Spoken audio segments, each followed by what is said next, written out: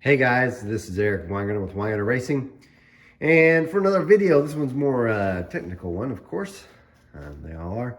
I appreciate all the subscribers. I broke 13,000 viewers today, I think, or subscribers. So thank you for that, guys. Keep it up. But let me describe what's going to happen today. So I had done a previous video, something similar to this, where I took a whole bunch of single planes and I flowed them attached to the head to see what they flowed. Well, today I've only got 3 dual planes, and it just is what it is. Probably the only one you guys are most likely to use will be this one and that dirty hunk of junk right there. But I'll explain what I'm going to do, and it'll just give you information. Do whatever you want with it. Now, I know some of you are watching this video going to be pretty disappointed because you're not seeing like an Elderbrock Performer RPM air gap or Performer itself, and the reason why is I just don't have them any here. I asked if you guys wanted to have it, please send it in, and nobody did, which is fine. It happens, but you got what you get. So, and there's not a lot of dual planes that come in, probably because one of the questions you get asked is, what do you do when you port them? So I'm going to go ahead and tell you real quick. I don't do a lot to them because if it takes anything too aggressive, you might as well just get a single plane. But here's what I typically do. Elderbrock before RPMs already have a divider cut out or cut down. What I typically do is I'll cut it further down, and then I'll do some work up through here, all the way around on both of this and down in there. And that's it besides the port match. These intakes, however, are stock, and that's how they'll be flowed. Now what I've got here is this is an AFR 227. If I put everything up on YouTube like it should be, you should see 3 AFR 227s flowed, including this one. This is the one I've ported, so it's now about 240 cc's. And these are the numbers from the Superflow. That's the intake side. It's pretty good, I have to say. It's not bad. It's really strong down low. Like the 400 number 265 up 4 is really good from any one of my benches. Now this is from the Superflow. On the Sanyas, it's about 5-6 CFM worse. So it's a good 330 CFM head at peak, and it does pretty well everywhere else. In all fairness, I probably could make this head flow more if I'd put a 2125 intake valve in it, and also made the port a bit bigger. The catch is on this, I am still, I know where water is and I want to try to avoid it, so I'm more conservative on the porting than I would be, say, for a Brodix casting. Anyway, it works for our purpose. This head flows 337 with the clay entry. The goal for any of these manifolds is to get as close to this as possible. So that's part of it anyway. So it's a good, all this head really is just, it had to flow enough air where it's going to max out no matter what the manifold is. This is a good representation for what heads most people are going to be running anyway. So maybe not this size, but you get the idea. Now, some people are going to say this test isn't valid because it's really about runner length, and you're correct. They said the same thing about the single plane, which was astonishing because when I did the single plane, I actually measured every single one of them, of the runners, and none of them were more than a 1/4 inch difference. So runner length, which is the length of the runner itself, has a more influence on torque, and especially the range of the torque comes from runner length. Flow is just one small piece of it, but runner length is far more important. On the single planes that were so close, it really didn't matter, so you could have really gone off flow. Now on a dual plane, they are widely different. So for instance, if you look at how long this one is, and then you look at how long this one is, or how short this one is, or even how shorter that one there might, or that one there might be. It's actually the one that's getting ready to get flowed. That one's pretty short.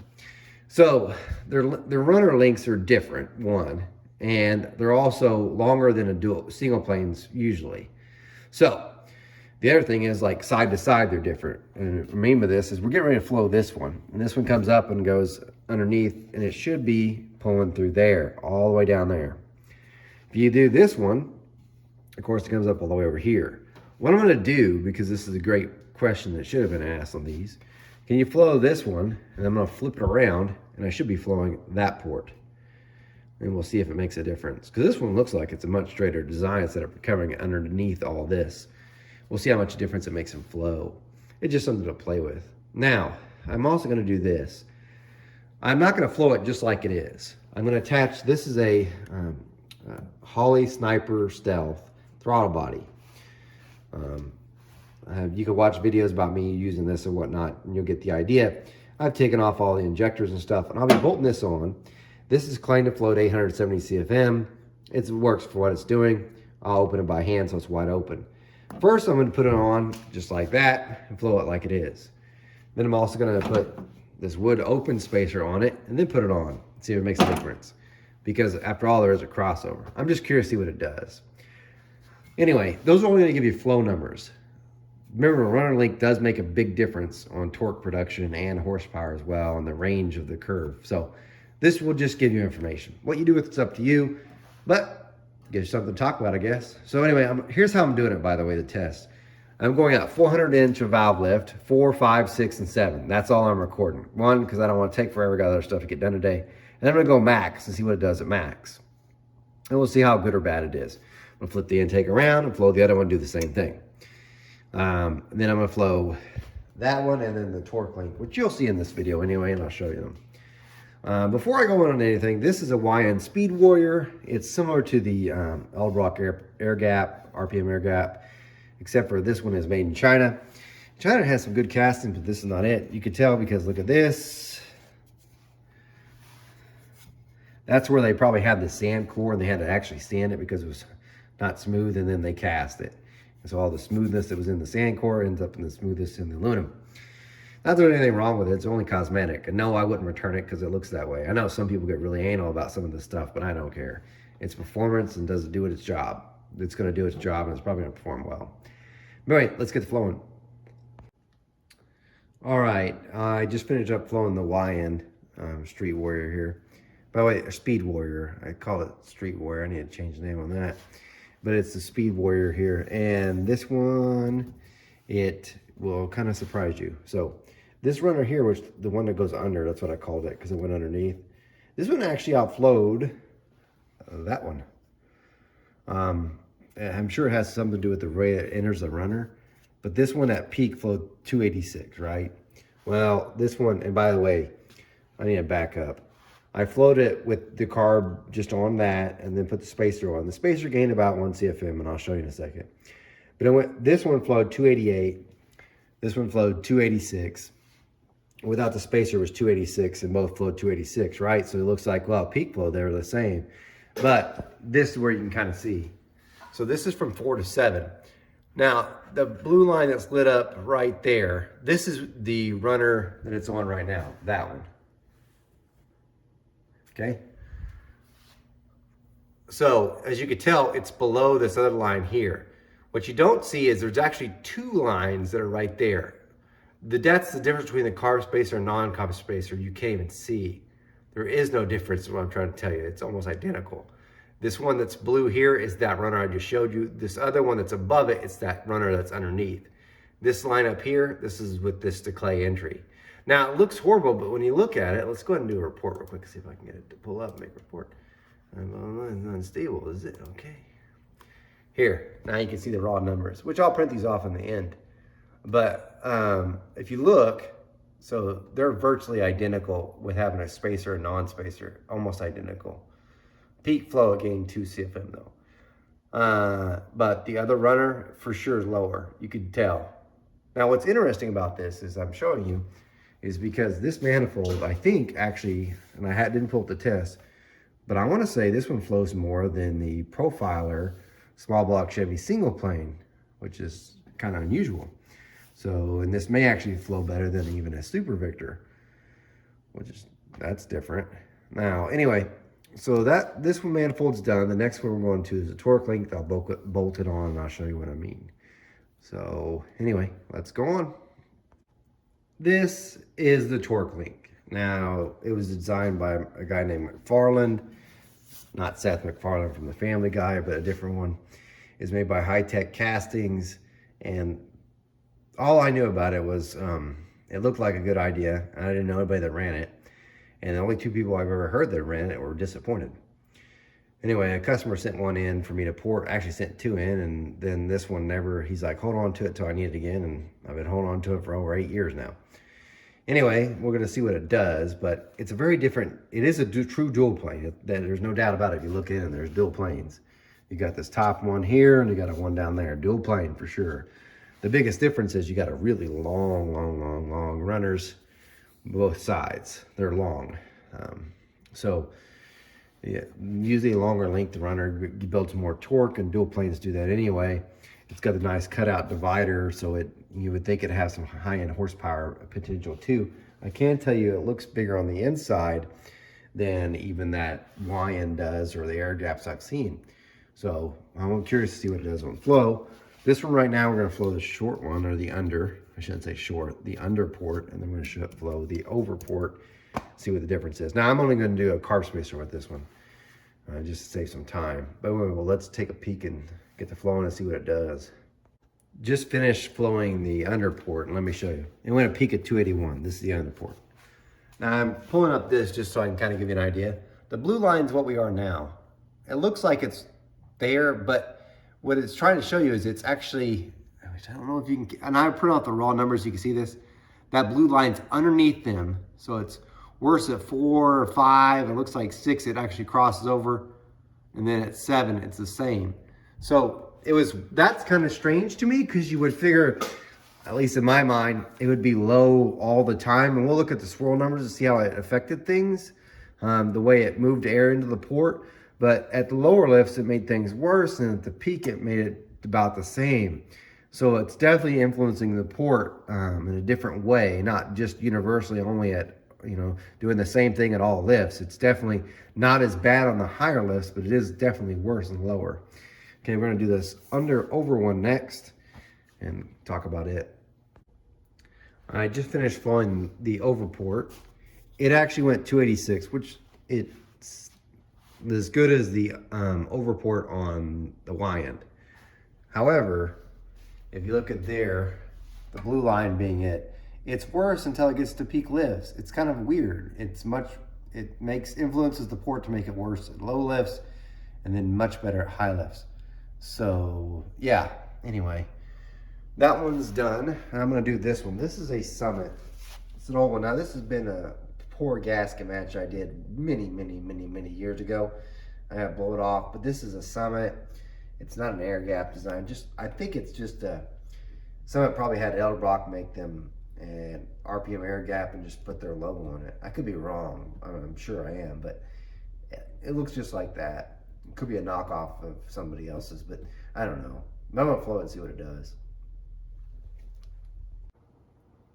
All right, I finished flowing it with this Summit dual plane. It's not an air gap, looks like an RPM. I'm gonna go ahead and tell you this one is port matched, and I'm gonna try to show you it's not the greatest. But there you go. And I believe I port matched this to a 1205, maybe. The heads, by the way, are 1206, are pretty close thereabouts. The Tork Link's real close to a 1206 as well. Now here's the interesting part. This one beat them all.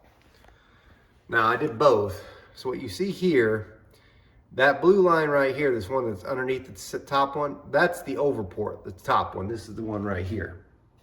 It max flowed 297 CFM. Now the under port, which is this one right here, flowed 294 peak. So this one actually outflowed on peak, but it didn't on the graph here.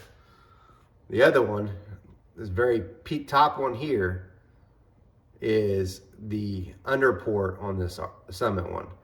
So this one's by far better than the rest. And that's still the head without, or just clay. So not even close. I'm gonna print these off so you can see it. But yeah, that dirty turd beat them as far as flow goes.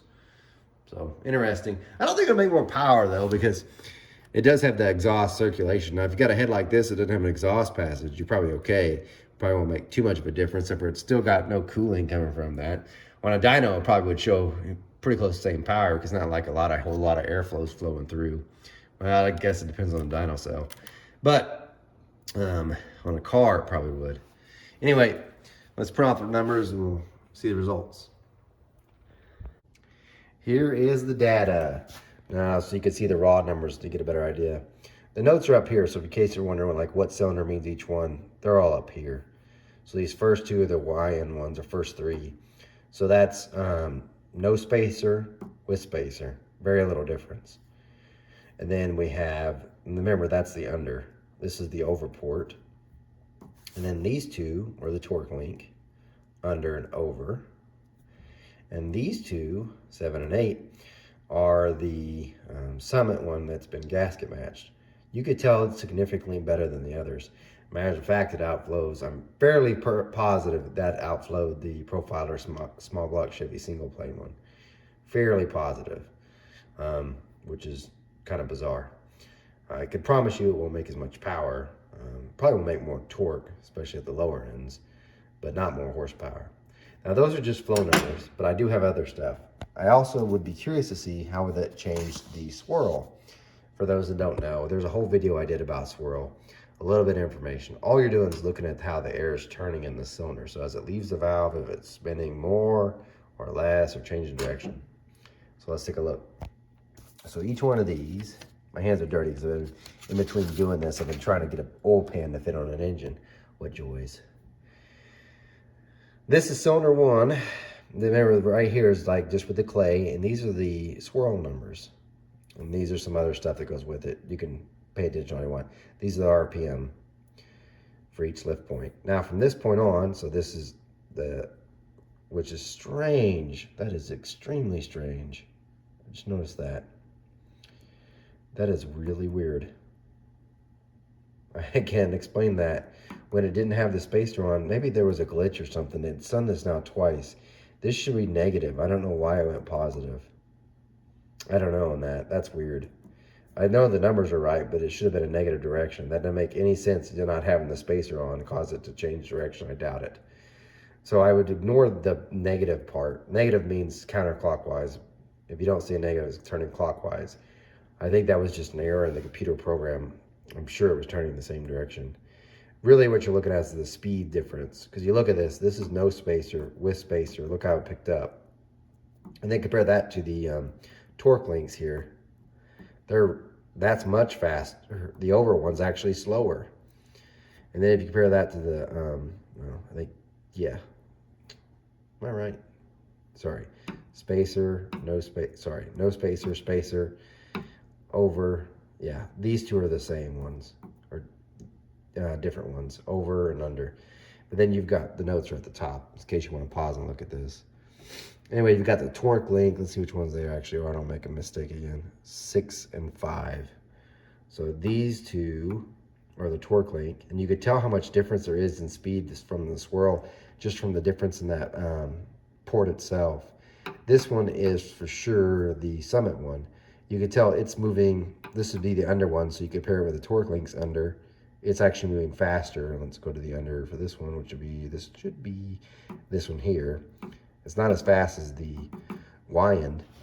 And then number 8, by the way, is the over for that. And it's even faster. Feel free to pause any of this and look at it, because it's going to be it's a lot of data to take place. So best thing I could tell you is port match seems like it. I bet you that's why it made the RPM one or that Summit one did better, is because it was the only one port matched. However, that Tork Link is like a cast to almost a 1206, which actually fits the head better. And when I say the Summit one was port matched, yeah, it was to a 1205. I don't know. It's, to me, that one's, maybe it's better than I thought, but it definitely moves more air. It would, I mean, they're both, I bet you lengthwise on those runners, on this Summit one, it's probably, I mean, you look at it, it might even be, because look at this. See this? Now look at the Weiand.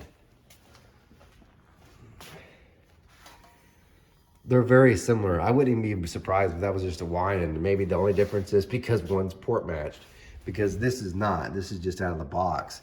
So maybe that's the difference. I wish I had a stock one here to compare a port match one with one that wasn't. Just curious. For sure the Tork Link was lower, which, like I said before, that was really strange, because let's go back to the phone numbers here. So if you look at the Tork Link, which make sure I got it right, 6 and 5. So you look at this one and this one. This one's for sure lower, the Tork Link is. For sure lower, and then it starts getting better, you see what I mean? It's closing the gap. Well, if you look at 4 and 6, these are the overrunners. About the same, worse, and then it beats it. See what I mean? So as it comes up, it starts flowing more, and the peak numbers that I described kind of dictate that. It's just tough to think about. Now, I do have one more bonus thing for you since you stuck around. I did flow that. This is that Holley, it's the base for that Holley Annihilator setup. You'd have to go way back in time for the fuel injection guys. Holley used to make this kit, and I think they still offer it, but I don't know. It's really expensive. I do know that because I've tried getting it, and I really just want to buy the top, but I don't think they sell just the top because this is all I have. So I did a nice radius entry and flowed it, and yeah, it's bad. Probably because the runners are so small, which the lighting's horrible, so you can't really see, but it's really tiny in the way it is. It's not good. That's what it did. Swirled way more, but it didn't move more air. And peak, it only went 260 at peak, which I didn't write it on there, but 260 CFM. That's, I mean, the other intake manifolds, when you look at them, they all did them by 500 lift. I had to get to 1.050 to get close to that. I would have thought better being a tunnel ram design, but I think it's just so tiny. Like, it's really small. Of course, these are pretty small too, the runners on these deals. I don't know, but it's just not good. I think supporting probably would have helped it, but it's not good the way it is. So anyway, I told you guys I would put out the video about the AFR 227 heads first. You're probably going to see that second. I told you that at the beginning of the video. I had to do these intakes so I could flow this head, which is the competition AFR, next. And right now, it's pretty late in the day, and I'm done with flowing for a day. So you're going to get this video first, then you get the AFR comparison between the 227 race ports, competition port, and the ported one that you see here in a later video. But anyway, thanks for watching. Sorry if I seem a little bit out of it. I had to my mind kept wandering back to this stupid project. This is an engine. This is the engine master engine. Yeah, it looks horrible, doesn't it? I thought it would get all the paint off of it whenever I had it cleaned. It didn't. So you got four different engine build colors on it still. Anyway, this pan has been a real pain in my, well, it's been bad. Moroso makes this pan, and they make one that's got like a billet, and I didn't want to go that far. I thought I'd, save some money with the steel one. It's got the nice kick out on the side. I mean, it's supposed to be a nice pan. The problem is, and it wouldn't be an issue to most people, this is a World Merlin block, and it's got a 4-bolt main cap up front. Most like your Dart SHP is a 2-bolt up front, or maybe it is 4. But for whatever reason, it was hitting here on my cap on both sides, so I couldn't get it on, so I had to beat it in. It's also warped, and that's not for me beating here. It's touch here, high through here. So I'm gonna be a silicone master because I've tried pounding some, but this is kind of the way to beat it down. So silicone it is, and I don't like that, but you would figure for as expensive this pan is, I think it's almost I think it's almost $500. It would be better. It's just not. Also, I had there's a Melling billet shark tooth oil pump in here with the built-in screen, which is kind of the reason why I'm running that. I got it because I don't want to have to press on a sleeve because, one, I hate doing that, and you never have to worry about it falling off. Anyway, they've got another place back here that's got a little piece of metal, which I get why it's there to keep the oil from coming back up when you use hard brake or something. Anyway, it's hit right, actually on this side, hit here, so I had to cut off a chunk of that corner so that it would sit in. I was kind of impressed with that billet oil pump though, because it did, if you know anything about these Merlin blocks, they have gigantic main studs, as in I think they're not 7/16 like most, they're like 1/2 inch, maybe even 5/8. And I think they're 1/2 inch. Yeah. I can't remember, they're huge. Anyway, their 2 outer ones are so big that on the last oil pump, this is being the last one on it. This is actually what I ran in the Engine Masters. This is what Jegs used to make for their oil pumps, and I love Jegs. They're all, they kind of partnered up with me. But they used to have this pump that was available, and it was cast steel, not cast iron. But the only problem is, see where I had to notch it? That's because it was hitting the actual stud. So yeah, I'm not joking. By the way, I didn't do it with it all attached. I took it all apart, then ground it till it cleared, got it on there. This thing is working fine. I just thought it was time for a change. It's a really tough piece, good oil pressure from it and everything, but that is what it is. I was half tempted because I was getting a little mad just to reuse the old oil pan that was on it and use this milling shark tooth and just take the base off and replace it with that, so I wouldn't have to buy another pickup tube and put it on. But I didn't. I was like, no, I'm gonna fight it, and that's what I did. Hence, dirty hands, delaying videos, and also I need to get other stuff done too. Oh, I guess since you stuck around, I'll show you this too. I picked up another Sioux valve refacer.